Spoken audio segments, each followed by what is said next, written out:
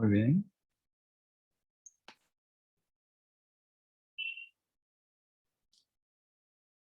Hola, saludos. Bienvenidos todos una vez más a este encuentro. En mi primera presentación nos concentramos en el tema de nuestra identidad como pasajeros en un coche.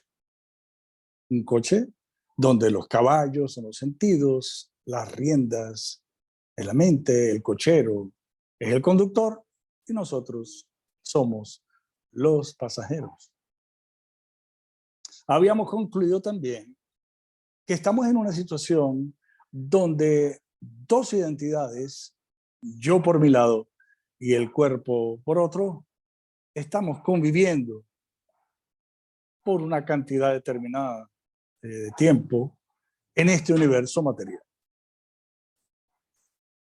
El universo, tal como lo hemos llegado a entender, puede que contenga más de 100.000 millones de galaxias. Eso, además de nuestra propia galaxia, la Vía Láctea, que puede contener hasta 100.000 millones de estrellas. Son dimensiones inconcebibles para la inteligencia humana. ¿Qué es este universo? ¿Cómo apareció? ¿Y cuál es el propósito de la existencia dentro de este universo? En uno de mis viajes a la India, yo tengo una casita en India, en el estado de Bengala, específicamente en un lugar mágico que se llama Mayapur. Y mi visita coincidió con la estación lluviosa del monzón.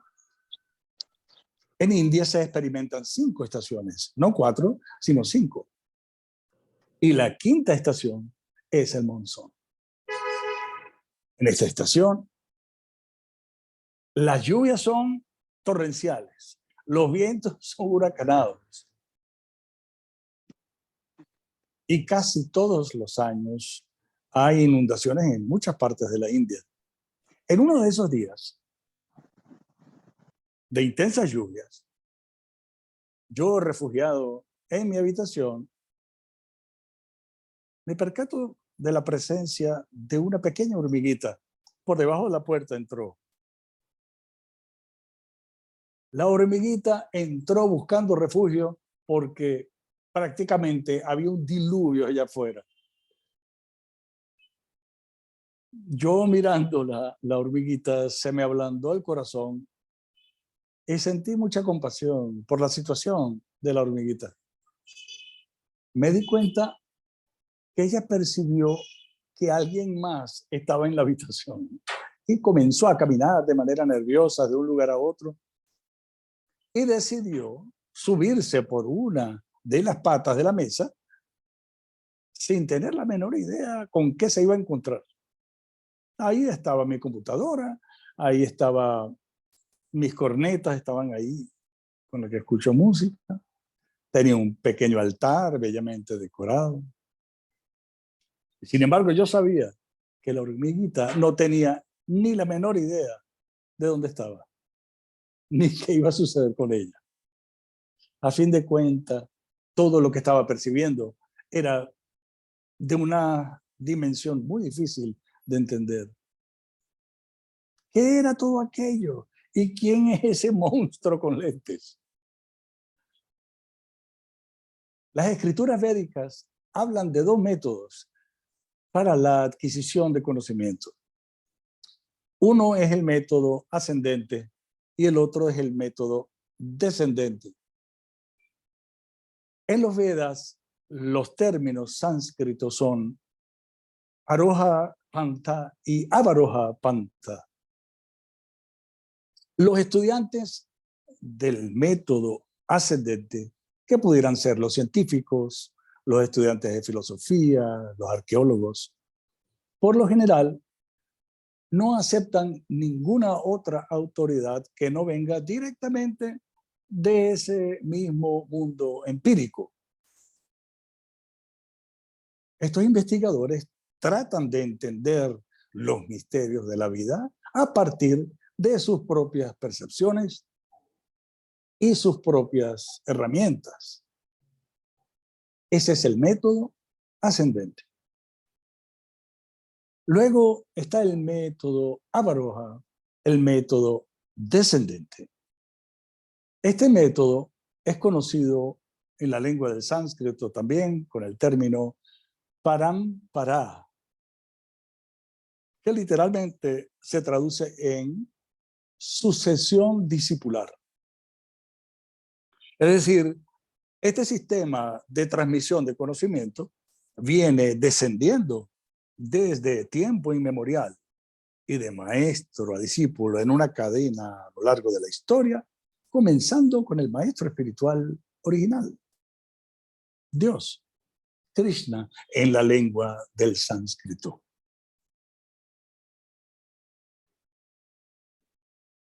Es tan solo natural asumir que viniendo esta información directamente de la fuente de todo lo que existe, y siendo esa fuente perfecta y completa, podemos entender que somos muy afortunados porque tenemos acceso a una información importantísima que resulta ser perfecta y completa. Y eso solo puede ser así porque desciende de la verdad absoluta, perfecta y completa. Bueno, hay quien preguntará, ¿con qué se come eso? Estamos tan condicionados a la forma convencional de adquisición de conocimiento que nos dice que todo es relativo, que no nos atrevemos ni siquiera a mencionar la palabra absoluto. Pero una vez estudiado el tema, se hace más fácil. Recordemos que en algún momento se decía que la Tierra era plana y luego pudimos asomarnos a la idea, a la posible idea de que el planeta Tierra sea redondo. Hoy en día no tenemos problema para aceptar a nuestro planeta el globo terráqueo. De manera que es cuestión de abrirnos a las posibilidades y pensar en añadir unos cuantos gigabytes más a nuestro disco duro. La actitud más sensata entonces sería, primero, reconocer que detrás de la pintura está el pintor, que detrás de la inteligencia está el inteligente, que detrás de la belleza está el artista, y asumir que si Dios existe, no como un ser misterioso, sino como una entidad viva, una persona, entonces, dentro de su poder ilimitado, debe tener también la capacidad de comunicarse, ¿o no? De explicarse, y no solamente explicarse a sí mismo, sino explicarnos también cuáles son las reglas del juego, de esta existencia, de esta creación. Pero además es justo y necesario. ¿Qué clase de Dios sería este si genera estos universos, pero se niega a darnos una explicación racional del objetivo de la existencia en este mundo y de cómo vamos a manejarnos dentro de ella? Eso es precisamente lo que hizo. Una vez que genera la existencia material, generó el manual, generó los Vedas. No conozco a nadie que no se sorprenda cuando escucha esto por primera vez, esto que estoy diciendo. Pero aquí la idea no es aceptar nada a ciegas, ni lanzarse en una piscina sin saber si tiene agua o no. Hay que estudiar.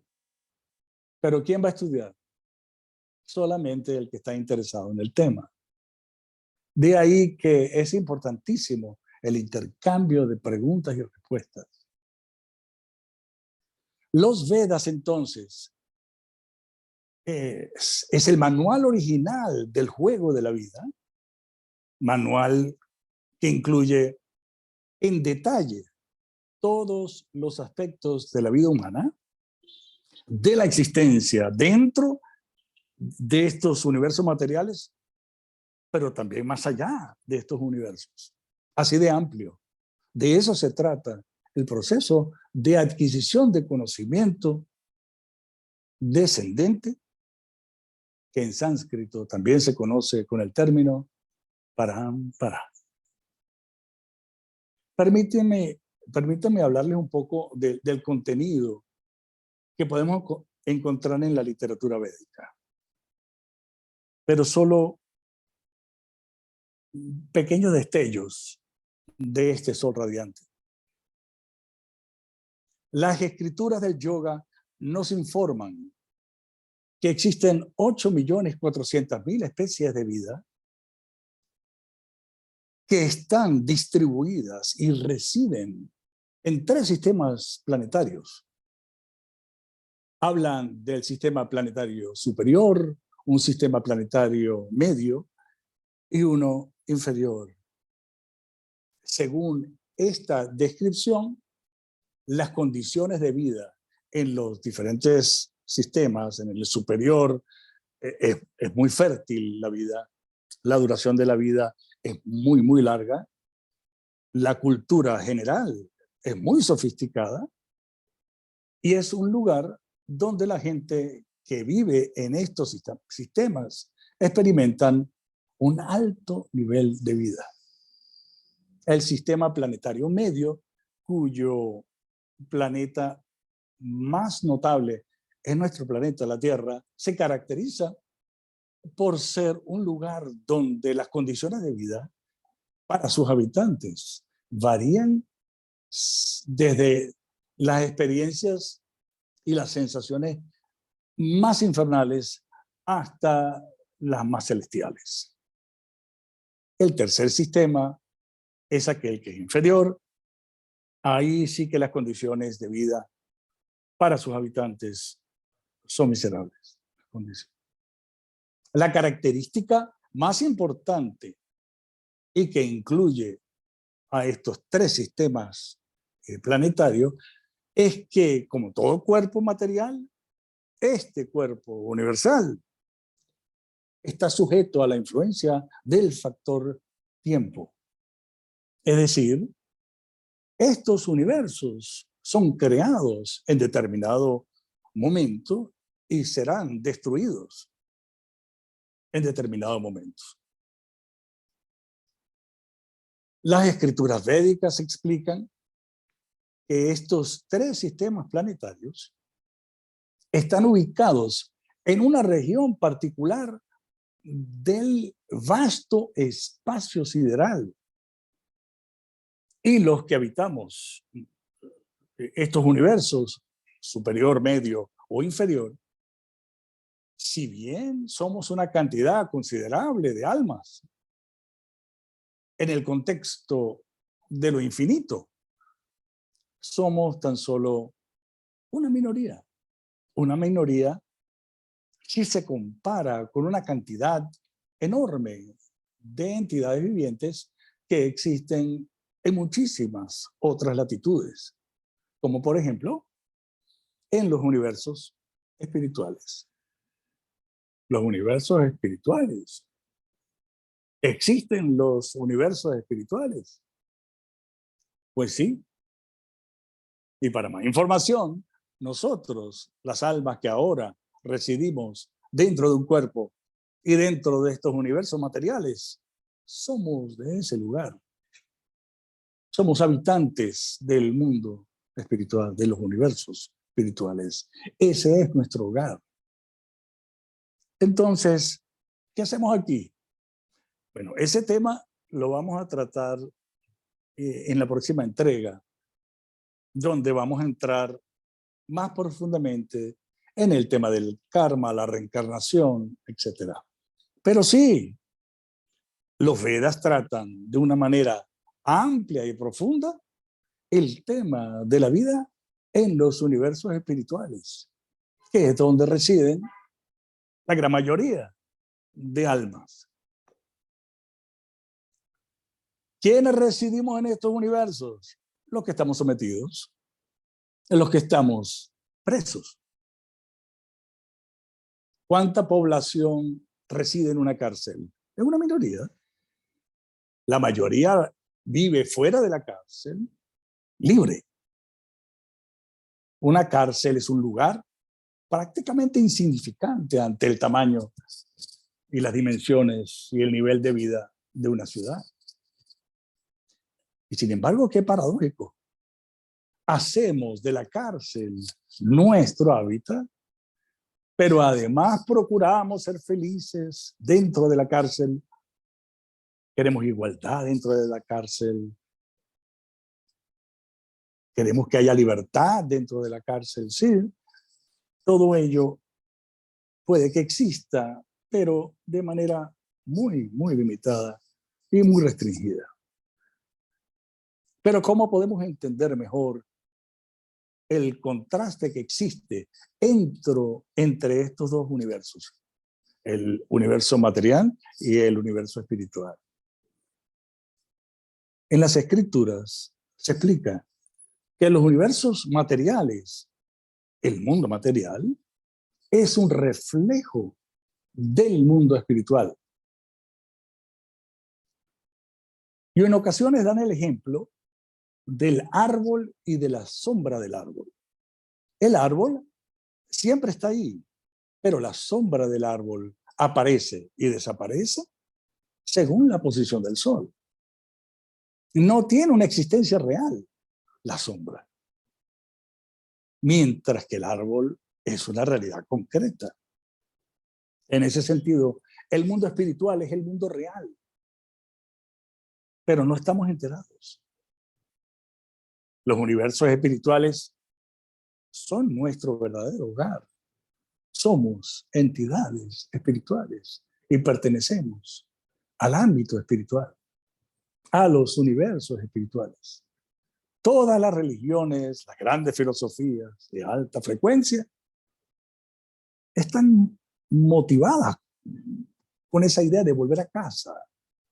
El proceso del yoga también, el del Bhakti Yoga, respaldado por la instrucción védica, es una combinación imbatible para el logro de ese objetivo. Todo este inmenso espacio sideral, todo este universo material, no es más que un lugar donde las entidades vivientes que están sometidas a las leyes que obligan a la entidad viviente a nacer dentro de un cuerpo, a luchar por la existencia, a experimentar el deterioro, luego la enfermedad, la vejez y finalmente la muerte. Y entonces, ¿cómo resolvemos el dilema?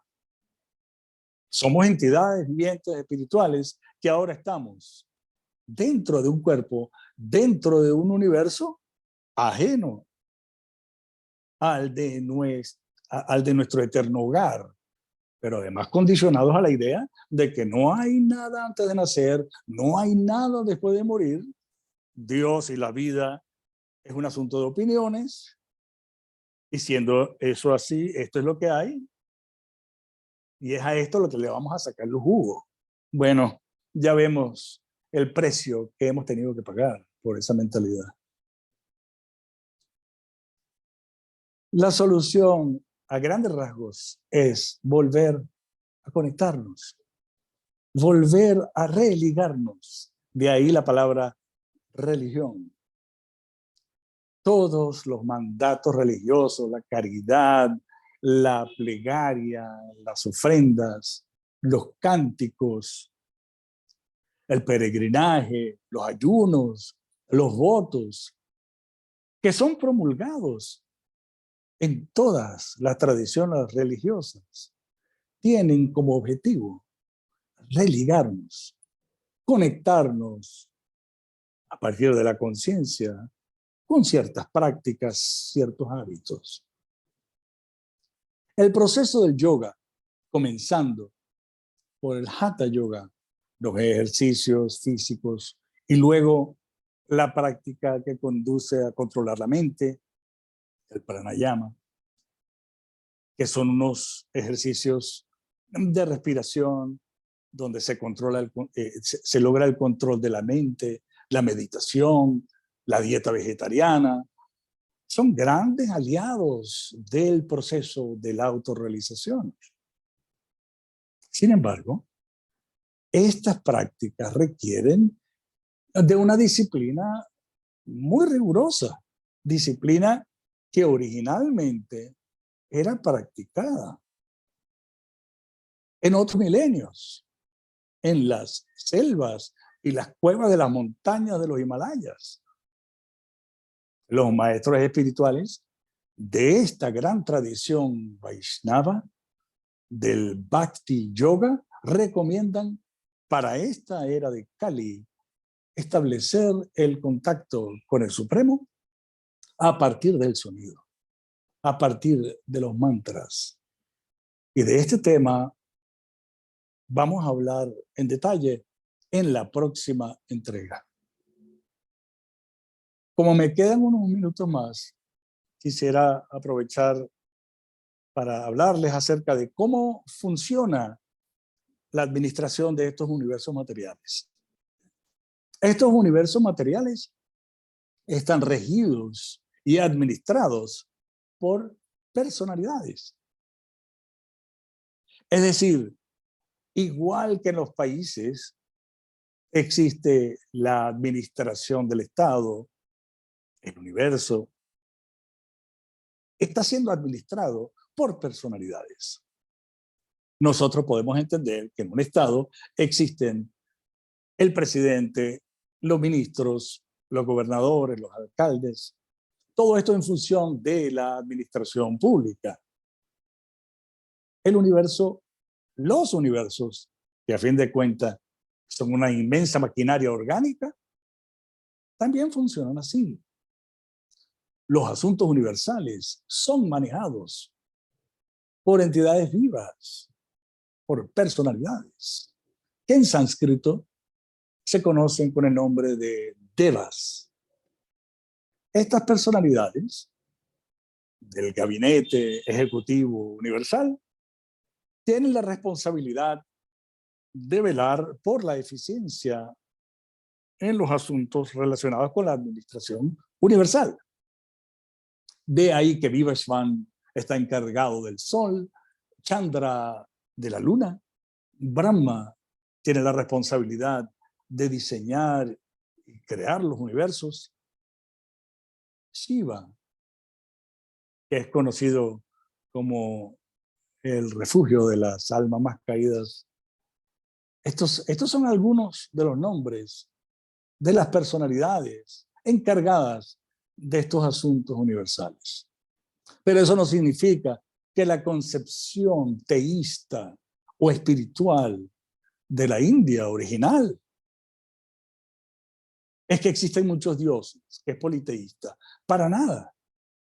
El argumento de que en la India existen miles de dioses y que por lo tanto no existe ni un solo, o sea, no existe uno, es un invento occidental, invento que generaron algunos intelectuales y misioneros religiosos que al no estudiar cuidadosamente la cultura, propagaron una información donde la tradición ancestral de la India era una mitología y los hindúes se dedicaban entonces a adorar a miles de dioses.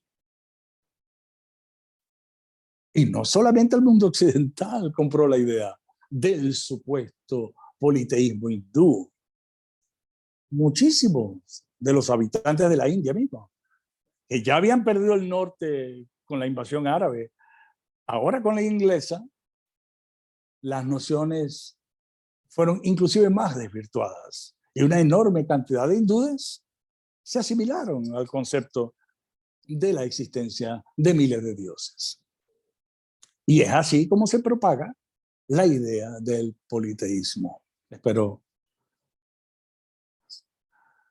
Dios es uno y todas las criaturas vivientes, sean semidioses, humanos, del reino animal, del reino vegetal, mineral, en este o cualquier otro planeta, somos todos partes y porciones de la suprema persona de Dios, un solo Dios. Entonces, ¿Dios es una persona?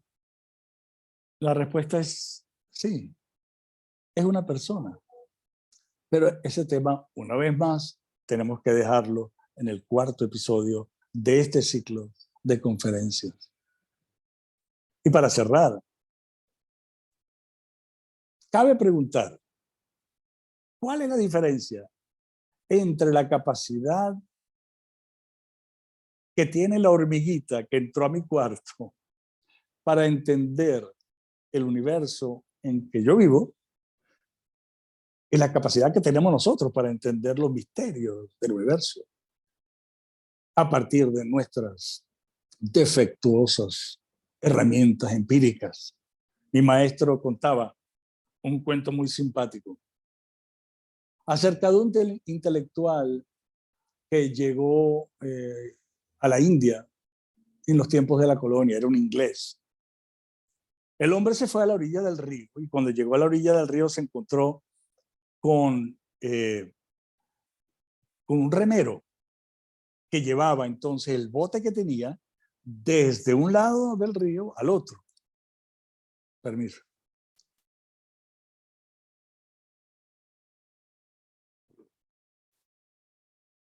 El hombre era un laureado académico británico y le dijo: Mr. Boatman, señor remero, take me to the other side. Llévenme para el otro lado del río. Y dice: oh, yes, no problem. Como hablan los hindúes, ¿no? No hay ningún problema. Yo lo llevo.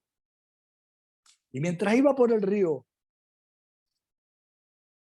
el inglés empezó a preguntarle: remero, ¿cuánto sabe usted de la ciencia de la oceanografía? ¿Ah? El concepto molecular de los líquidos. O sea, usted me va a perdonar, pero yo en realidad lo único que sé es remar de este lado del río para el otro. Mis padres hacían eso, mi abuelo hacía eso y yo estoy haciendo exactamente lo mismo. Y el inglés lo vio y le dijo: 25% de su vida malgastada. Sin embargo, siguió el remero. Remero, yes, sir, dígame. ¿Qué sabe usted de la astrología y la astronomía? A fin de cuentas, usted tiene el cielo rodeado de estrellas. Debería saber algo, ¿no?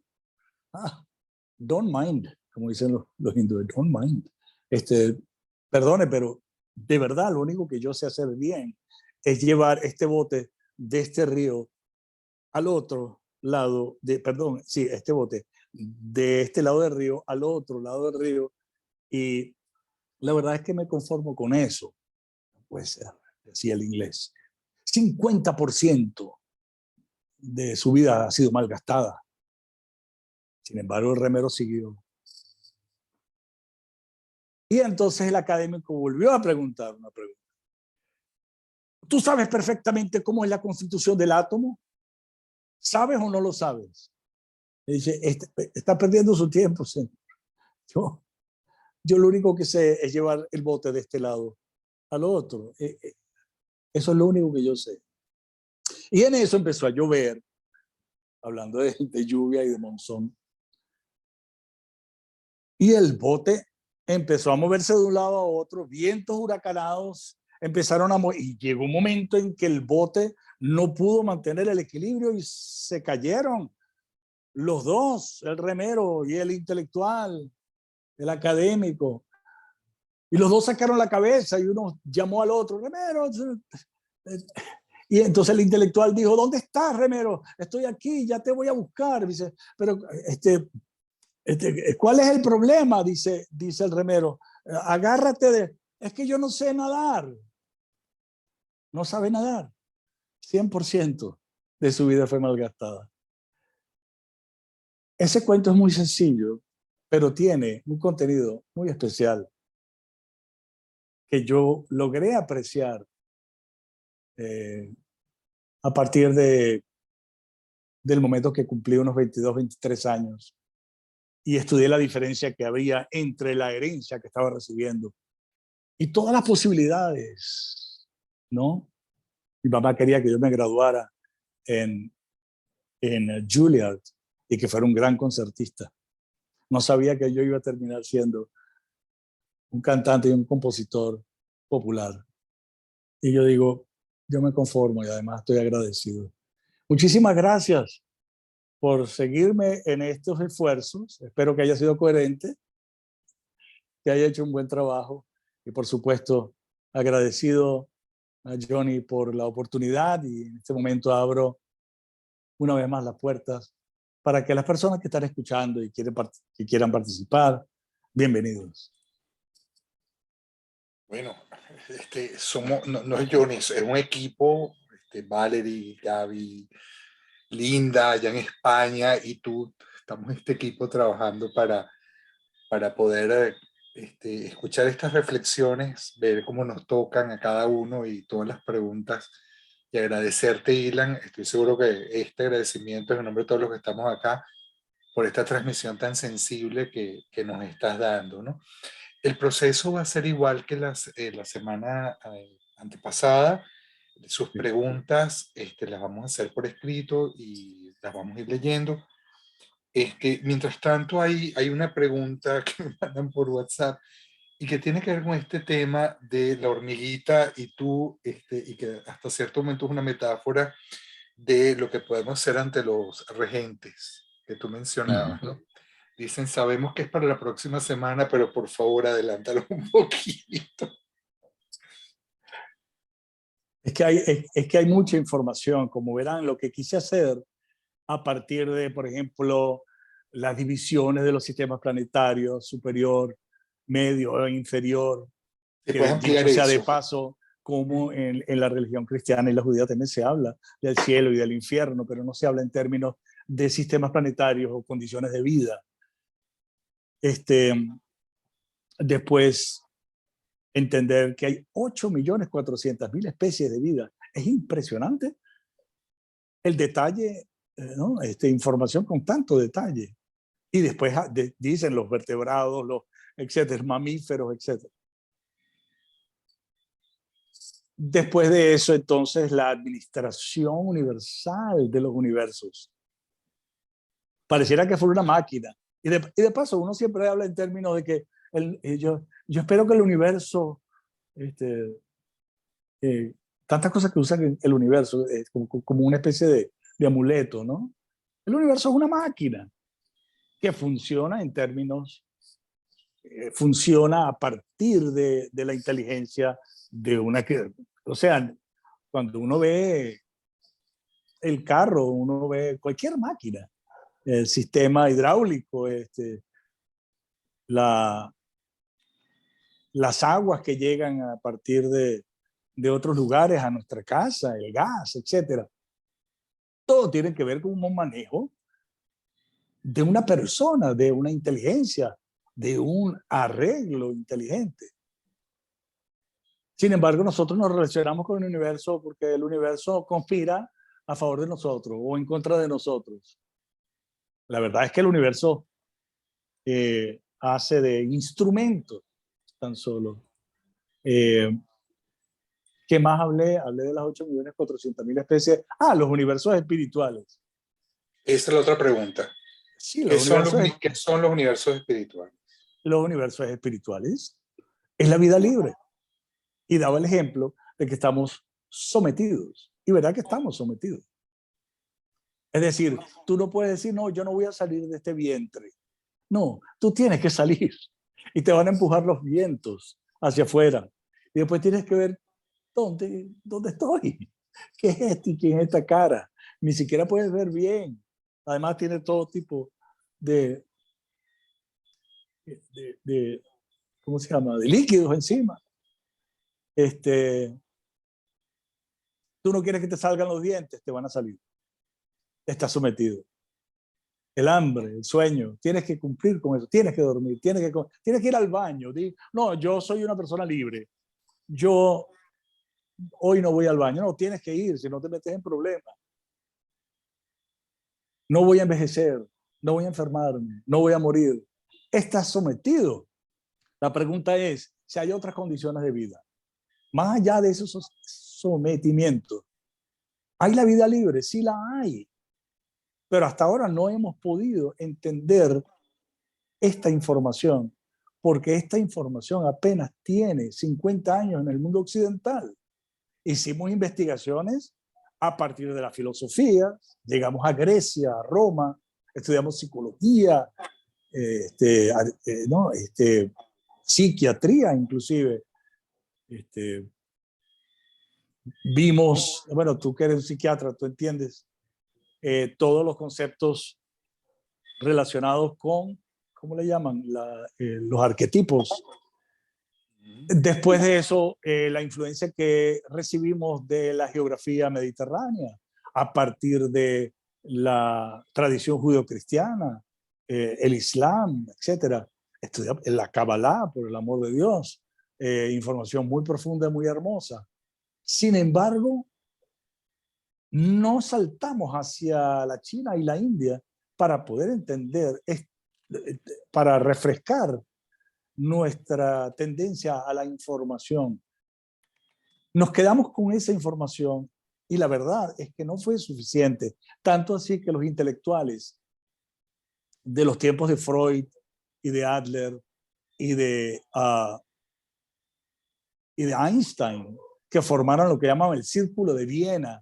En el Círculo de Viena los grandes intelectuales dijeron: no podemos aceptar incluir dentro de los estudios de la realidad y de la verdad la metafísica. No lo podemos hacer, sencillamente porque no habían suficientes elementos de convicción. Había muchas cosas misteriosas, habían culpas, habían el infierno y el cielo, y ese tipo de cosas. Ellos sencillamente dijeron: nosotros con estos elementos no vamos para ningún lado.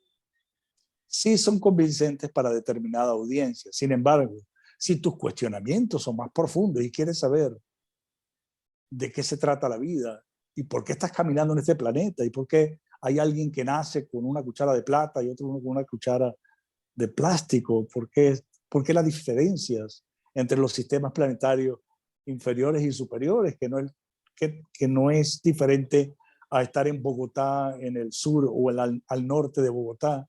¿Por qué existen las diferencias? ¿Por qué existen las coincidencias? Ese tipo de información se resuelve a partir de conocimiento que desciende, conocimiento revelado, porque la revelación existe. Sí, Y el mundo espiritual existe. Una vez que entendamos que, por ejemplo, más allá del río Virayá, que el río Virayá que separa los universos materiales de los universos espirituales, comenzando con Vaikunta, etcétera. Esto no tiene fin, esto es muy grande, las dimensiones son enormes, de manera que esta conversación no es más que un intento honesto y sincero de motivar, generar un potencial de bienestar ilimitado, a diferencia del bienestar limitado al que estamos sometidos. Ok, fíjate, hay una pregunta que dice, de acuerdo a lo que estás diciendo, entonces no hay libre albedrío. Sí, sí hay libertad. Tú estás donde estás porque tú quisiste estar. Yo me puse estos lentes, me los compré porque yo quería. Yo me compré esta chaqueta porque yo quería. Claro, hasta ahí llega mi entendimiento del libre albedrío, pero no caemos en cuenta que naciste en un lugar particular, que tienes derecho a determinada cantidad y calidad de felicidad, que las facciones que tú tienes tienen que ver exactamente con lo que debes tener, ni más ni menos. Y después de esto, ¿qué significa después de esto? llevas a cabo actividades y estas actividades van a repercutir corto plazo, mediano plazo y largo plazo. Largo plazo significa que cuando se acaba este cuerpo, cuando ya el carro no da más, el carro va para la yaguara y tú tienes que tomar otro cuerpo en otro vientre, en otra realidad, con otros padres, con otro set de felicidades y tristezas que vienen a ti en diferentes capacidades y dimensiones basado en tus actividades previas. Lo que pasa es que no le ves la relación. Tú te das un golpe en una mesa, en el dedo meñique, y dices, ¿quién puso esa mesa ahí? ¿No? Porque alguien debe ser culpable de tu dolor. La verdad es que no. Esa mesa tenía que estar ahí y tú tenías que pasar por ese dolor.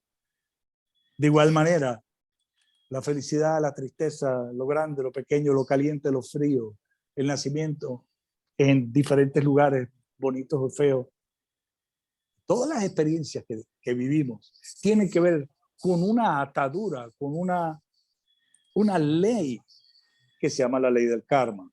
Cada quien disfruta o sufre el resultado de sus propias acciones. Pero tú decidiste, aquí tienes todo, tú decidiste si vas a ver a Ilan o vas a ver cualquier otra cosa. ¿Me explico? Perfecto. Sophie Murillo pregunta, tomando en cuenta todo lo que vimos hoy, ¿se puede decir que desde un punto de vista energético y espiritual, las manifestaciones, el karma y todos estos conceptos son la expresión del mundo espiritual en lo físico? No, la existencia espiritual carece de elementos físicos. Es que nosotros siempre pensamos que porque tenemos venas, arterias, músculos, médula, pelo, piel, vísceras, entonces es algo concreto. La vida espiritual es concreta, el mundo espiritual es concreto. Las entidades vivientes que somos concretos, pero estamos metidos dentro de este cuerpo. Este mundo no es más que un reflejo de lo que existe en el mundo espiritual, ya lo había dicho, lo que es la diferencia entre el árbol y la sombra. La sombra del árbol aparece y desaparece de acuerdo a la posición del sol, pero el árbol siempre está ahí.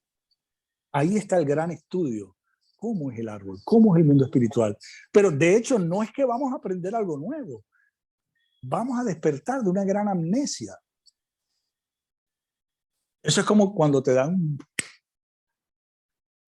un golpe en la cabeza y de repente no recuerdas ni quién eres, ni de dónde vienes, de dónde está tu casa, no sabes ni siquiera tu nombre.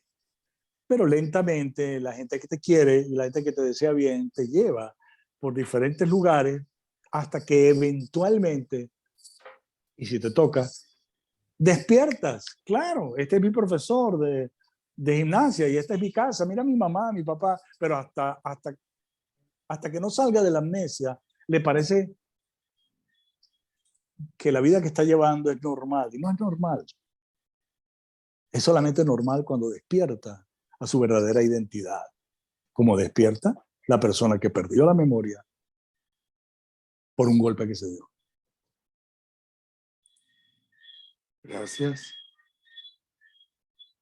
¿Alguna otra pregunta? Emociones en curso online. Sí, puedes conseguir la primera clase en la página de Cultura Mundis. También Ilan está en su página. Gracias a ti, Sofía. Okay. ¿Está alguna otra pregunta, por favor? Vamos a aprovechar que podemos este contacto en directo con Ilan.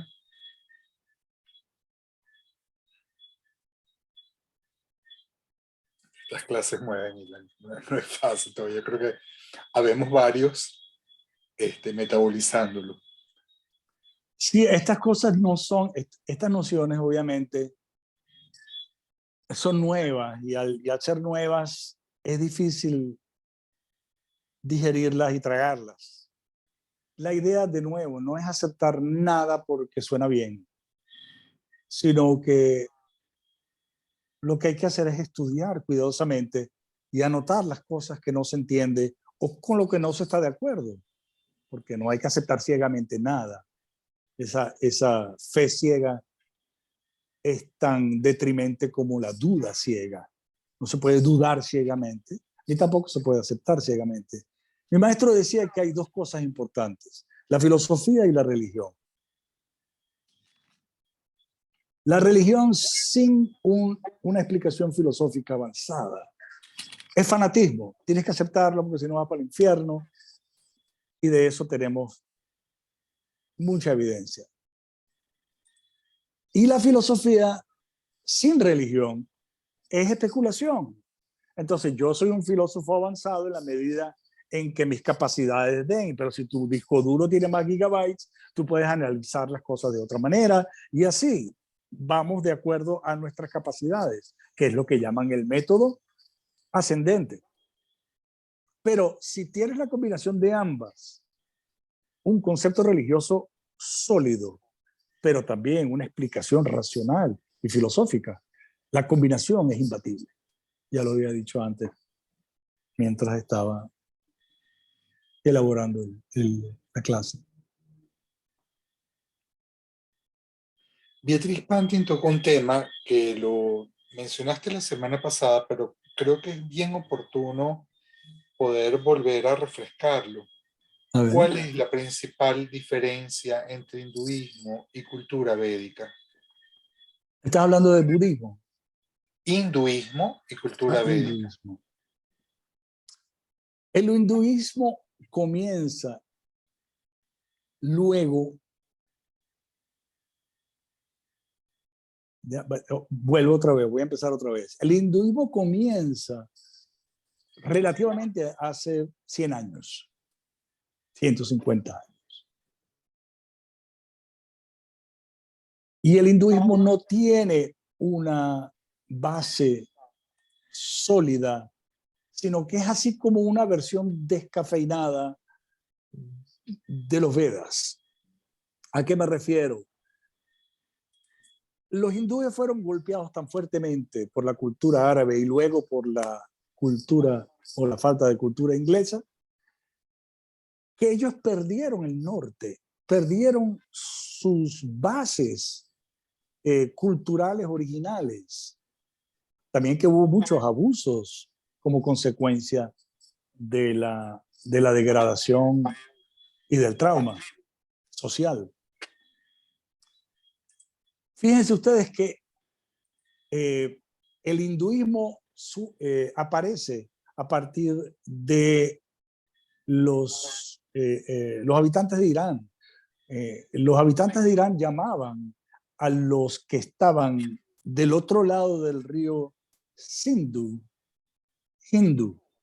Y de ahí viene prácticamente el concepto de los hindúes, ¿no? O del hinduismo. Esa es una versión poco oculta de lo que es verdaderamente la cultura védica. La cultura védica viene pasándose de nuevo de maestro a discípulo en una cadena de sucesión discipular desde tiempo inmemorial, sin quitarle, sin ponerle, sin añadirle, sin interpretarlo, sino sencillamente tal como es. Y ese es el gran mérito del sistema Parampara. El discípulo se vuelve maestro, enseña exactamente lo que recibió sin inventar, y el que inventa pela, sencillamente no es reconocido por la línea. ¿Qué sucede? En los años 60, el maestro espiritual de mi maestro espiritual, Bhaktivedanta Swami Prabhupada, le pidió, por favor, sal a Occidente y preséntales la cultura original de los Vedas para beneficio de la sociedad. Y eso fue lo que hizo. Prabhupada, mi maestro, salió a la edad de 69 años, que es la edad que tengo yo. Imagínate tú salir a los 69 años a hacer una misión como la que él hizo. Salió a los 69 años con un buque carguero donde le regalaron el pasaje. Llegó con una caja de libros y pocos dólares y en 13 años tradujo más de 60 libros del sánscrito y el bengalí al inglés. Inició a 5,000 discípulos, abrió 108 centros y se volvió la máxima autoridad en lo que es el hinduismo original. De hecho, tuvo tanto éxito en la India que inmediatamente se corrigieron muchas cosas. Todavía está, la ensalada todavía está ahí en la India. Recuérdense, India significa una cantidad enorme de gente. Así que no va a tomar tiempo para que se restauren los valores originales en esa región del mundo, que originalmente se llamaba Bharatvarsha o la soberanía de Bharat y ahora se llama India. Ok, ok. ¿Alguna otra pregunta, por favor?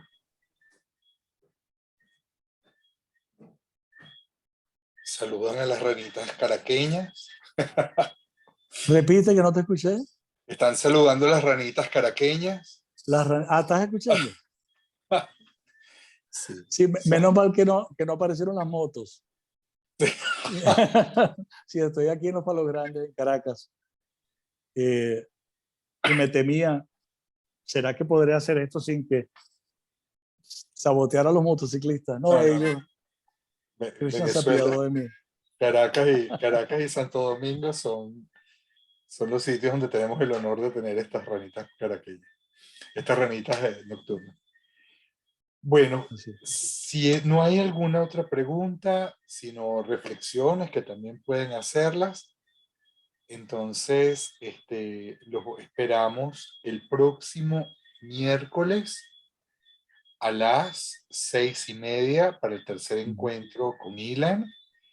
Los que han preguntado dónde, les recomiendo infinitamente, Ilan, lo de tu canal de YouTube.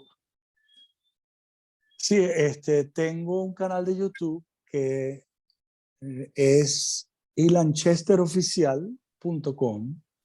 En ese canal de YouTube hay dos pestañas. Van a encontrar una que se llama Desde mi terraza y la otra que se llama Relato de los Sabios. Empiecen por Desde mi terraza y vayan viendo el episodio 1, el 2, vayan por orden. Ahí está un poco desordenado eso, pero vayan al episodio 1, al 2, al 3. Yo de manera consciente fui gradualmente presentando la sabiduría védica, y no solamente desde el punto de vista filosófico o las nociones básicas, sino que sobre todo en Relato de los Sabios, ya le entro directamente a la literatura más hermosa que el planeta ha conocido, que se llama el Srimad Bhagavatam, y que yo titulé Relato de los Sabios. Entonces sí, ilanchesteroficial.com. Y para entrarle a la literatura original, la que genera, ¿cómo se llama? La inspiración de todo lo que estoy haciendo o diciendo, tiene que ver con la literatura de mi maestro, a quien le ofrezco mis humildes reverencias, donde pone él sus pies, pongo yo mi cabeza. Vayan a vedabase.com/es de español. vedabase.com/es. Nos vemos entonces la semana que viene. Les mando un abrazo. Gracias, Johnny, por recibirme en tu casa y para compartir con tu familia. Linda D'Ambrosio, te quiero mucho. Y a toda mi familia que me está viendo también, los quiero mucho. Vale, Ilan, gracias. Y a todos les recuerdo, la clase 1, entran en www.culturamundis.com, buscan Ilan Chester, clase 1, y deleítense, reflexionen, que para eso estamos acá. Ilan, gracias y nos vemos la próxima semana. Muchísimas gracias. Chao, gracias a ustedes. Chao.